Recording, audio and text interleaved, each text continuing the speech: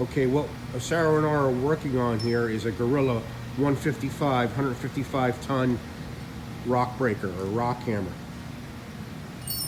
Sarah changed the bit on it. This is what the new bit looks like. There's different configurations of bits that go on here. This is what the old bit looked like. It's all mashed down there. There's probably, I'd say, about a foot missing out of this bit, if not more, of length. He's also changing the bolts for the excavator adapter bolts to the hammer itself, because those take a beating and break.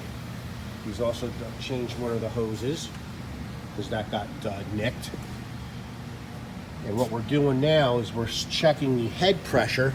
The head of this hammer right here is filled with nitrogen, and the accumulator is filled with nitrogen. There's 231 pounds of pressure back in this head of nitrogen, and there's 854 pounds of pressure of nitrogen in this accumulator. What this accumulator does, it's like a safety device. If this hammer, if these two hydraulic lines here, if the hydraulic pressure starts to fluctuate because there's a machine problem or it's low on hydraulic fluid or whatever, if it's on a severe angle or what have you, this accumulator will make up the difference in pressure and keep the hammer bit from pulsating, keep the machine from pulsating. It's like a safety. It evens out the pressure in the hammer assembly. The head pressure, the nitrogen pressure in the head, keeps the piston, which is going back and forth, bang, bang, bang, bang. As the piston comes backwards, it acts as a cushion up in the head here, so the piston doesn't contact or blast the top of the head unit here. And a spring, it acts as not only a cushion, but it sends the piston back down, so you have hydraulic pressure. As the piston comes back, you have hydraulic pressure coming in, pushing the piston and the bit back out. Well, that also, all that compression of that piston coming back against that 231 psi of nitrogen, that applies assist as well.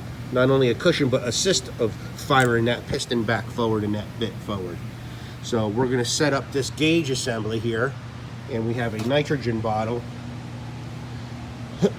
that's pressurized, and we're going to set the accumulator pressure. Oh, we had no accumulator pressure because of the seal inside was blown, had a hole straight through it, a diaphragm there. So that's why the accumulator had no pressure. So this hammer's in here for some TLC, and like I said, we checked the head pressure. That was about at 100, so we set about 226. It's about 50-55 degrees in here. You got to go off temperature and as well.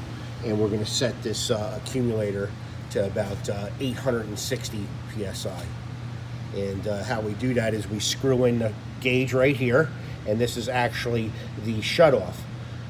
This is, once I screw the gauge in and I turn this, nitrogen pressure will come out and I can read it on the gauge. Obviously there's nothing in there, so there's nothing to read, but if I was to go to check this, I would screw the gauge in, open up the valve, and the pressure would read in the gauge.